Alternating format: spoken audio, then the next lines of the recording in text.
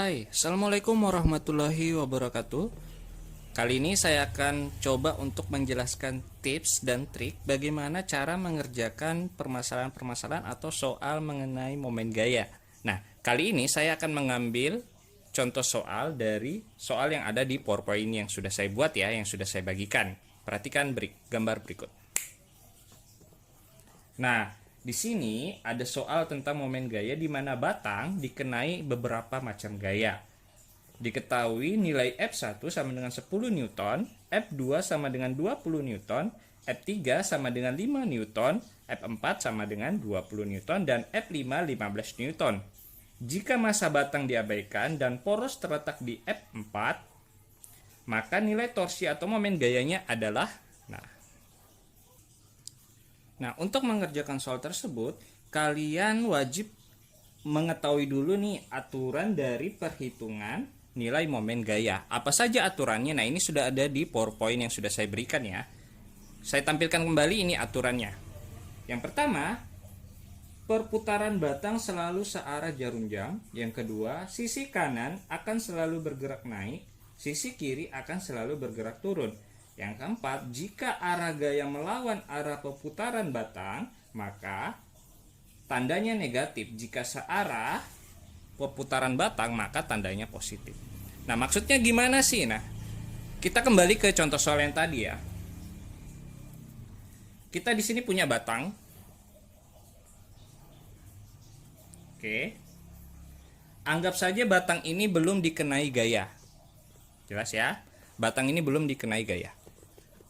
Nah, pertama-tama kalian harus tentukan dulu di mana porosnya dari batang ini.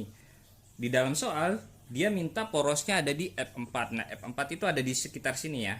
Anggap saja ini adalah F4. Berarti ini adalah poros. Paham ya? Ini adalah F4 dan ini adalah poros. Sesudah membagi poros, sekarang kalian memiliki dua sisi batang. Ada sisi sebelah kiri, kita tandai dengan warna merah. Oke, dan ada sisi sebelah kanan, kita tandai dengan warna biru.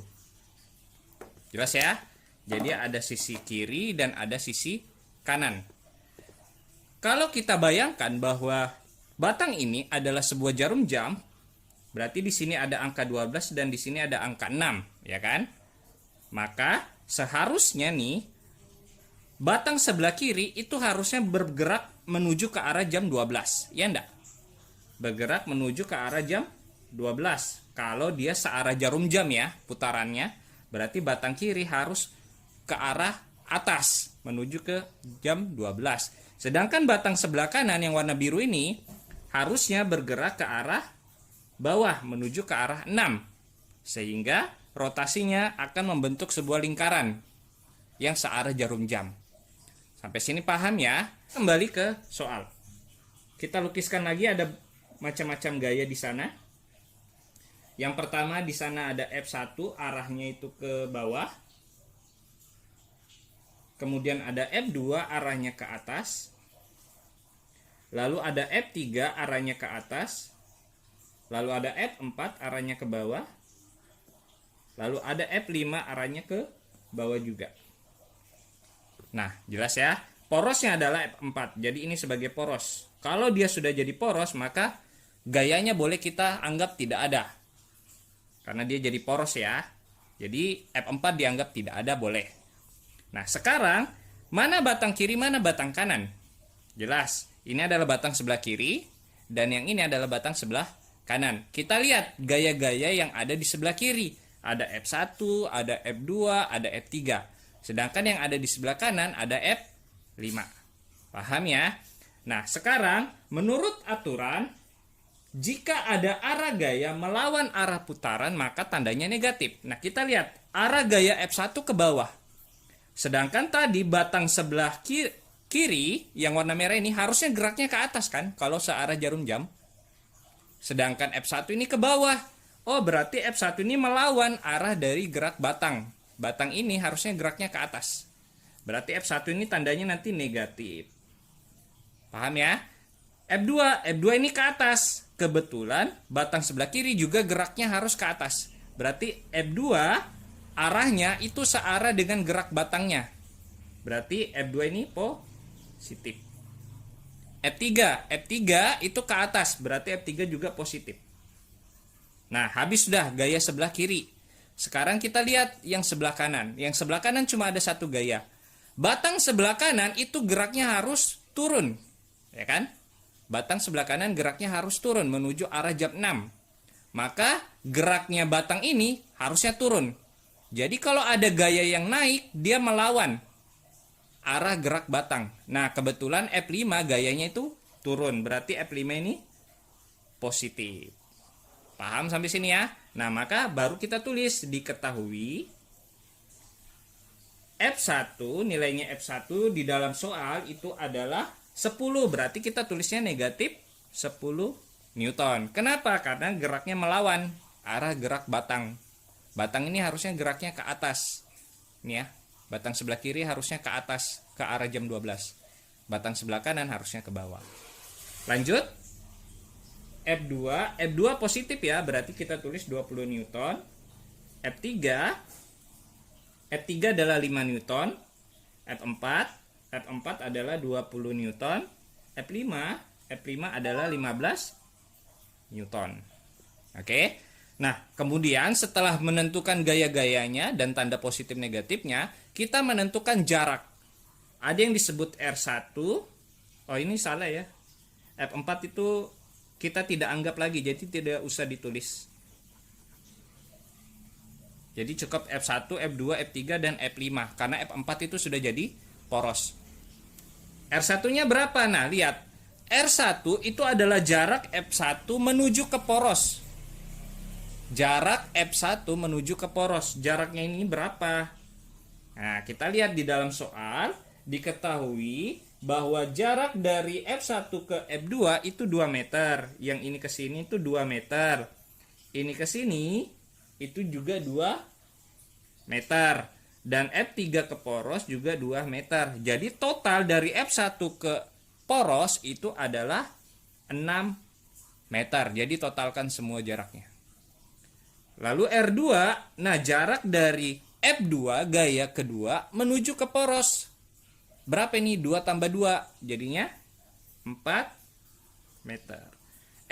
R3 jarak F3 menuju ke poros yaitu 2 ya. 2 meter. F5. Berapa jarak F5 ke poros? Nah, F5 ke poros itu jaraknya juga 2 meter. Oh, sorry, ini 3 meter ya. Ini 3, mohon maaf. Ini 3, berarti jarak tadi F1 ke poros itu 2 tambah 2 tambah 3, berarti 5, 7 ya. Tadi salah baca. R2 itu dari F2 ke poros 2 tambah 3 jadi 5 di sini. Nah, sedangkan R5 ini baru 2 meter. Oke. Nah, kalau sudah dapat nih nilai F-nya dan nilai R-nya, baru kita cari yang ditanya adalah torsi total. Maka kita jawab. Kita cari dulu T1-nya, torsi pertama, yaitu F1 kali R1, yaitu min 10 dikali 7, hasilnya min 70. Torsi kedua, yaitu F2 kali R2, yaitu 20 kali 5. Jadi 20 kali 5 hasilnya adalah 100. Nah, begitu terus sampai dengan torsi kelima ya. Torsi ketiga juga kayak gitu, berarti 5 kali 3 hasilnya 15. Torsi kelima adalah 15 kali 2 hasilnya adalah 30. Nah, kalau sudah dapat semua torsinya, maka kita totalkan. Torsi total sama dengan negatif 70 ditambah 100 ditambah 15 ditambah 30. Nah, berapakah ini? Min 70 ditambah 100. Hasilnya 30 ya, sama aja 100 dikurang 70. 30 ditambah 15 itu 45. 45 tambah 35 yaitu 75 meter Newton. MN ya satuannya. Nah, inilah cara untuk mencari momen gaya. Saya ulangi, pertama-tama tentukan porosnya di mana. Kalau sudah menentukan poros, bagi dia menjadi batang kiri dan batang kanan. Nah, batang kiri geraknya harus naik, maka gaya-gaya yang turun itu pasti nilainya negatif. Sedangkan batang sebelah kanan itu pasti turun, jadi kalau ada gaya yang naik itu negatif. Seperti itu. Jelas ya? Oke, kita masuk ke contoh soal. Nah, ini adalah contoh soal kedua. Di sini F5 membentuk sudut. Bedanya di situ aja ya. Kita baca lagi. Diketahui nilai F1 20 Newton, F2 5 Newton, F3 10 Newton, F4 8 Newton. Dan nilai sudutnya adalah 30 derajat. Jika massa batang diabaikan dan poros terletak di F2, nah F2 jadi poros ya, maka nilai torsi atau momen gayanya adalah, nah kita tulis dulu atau gambar dulu dari soalnya, yaitu F1-nya arahnya ke atas, F2 arahnya ke bawah, F3 arahnya ke atas, F4 dia membentuk sudut yaitu 30 derajat. Ini F1, ini F2, ini F3, ini F4. Porosnya di mana? Porosnya adalah di F2, berarti ini sebagai poros. Oke. Batang kiri, batang kanan yang mana? Batang kiri adalah yang ini ya, daerah sebelah kiri, dan batang kanan yang sebelah kanan. Berarti di batang kiri itu hanya ada F1, di batang kanan itu ada F3 dan F4. Oke, pintar. Lanjut. Kita lihat F1 apakah positif atau negatif. Batang kiri itu harusnya naik ya, menuju ke arah jam 12.